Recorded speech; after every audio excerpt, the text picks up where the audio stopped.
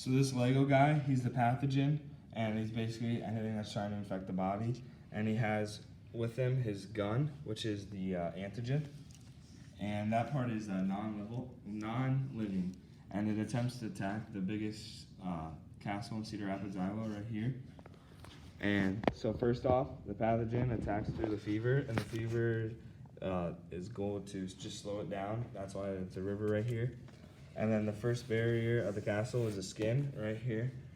And once it gets to the skin, the macrophages are the first line of defense. And this will grab it as like a spike trap. And these macrophages are long-lived cells that are activated when a pathogen breaches the cell, which signals the inflammatory response.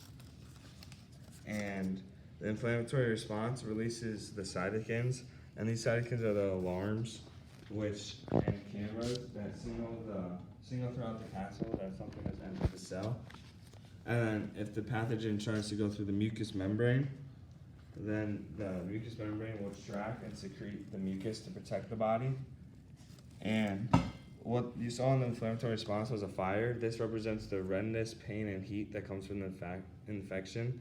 But this signals the neutrophils, which are these remote control cars with bombs on them, which may kill and may not, and those are signaled to go to the pathogen. And then the dendritic cells, which is the spy, comes out and captures the antigen and signal the killer cells.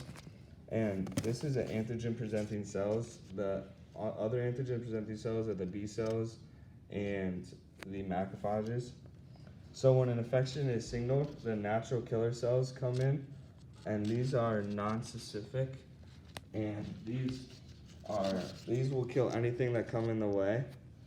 So basically it will just like drop on them anywhere, and so then the killer T cells have an antigen, and this is recognized by the T cells on their surface, and this takes the antigen, and these T cells are the knights, which take the antigen and kill the pathogen and take the antigen to the secret door to the elevator, which then brings them up this big tall castle and slides the dendrite, slides it down the lymph vessel into the sewing room, which is the lymph nodes. And similar to the dendrite, the helper T cells are stored in the lymph nodes, which release cytokines to stimulate the other immune system components. And the memory T cells remember the antigen to protect against future infections. And the lymph nodes is where the B cells are being presented how to make the antibodies with the help of memory and B and T cells. And the antibody is made as a Y-shaped protein that neutralizes the pathogen for killer T cells to come along and kill it. So our antibody here is the NET, and that is made by the Ninja, which is the B cell. So that antibody will now be used to neutralize the pathogen for killer T cells to come along and kill it. So that is how this castle protects pathogens, aka Lego, guys.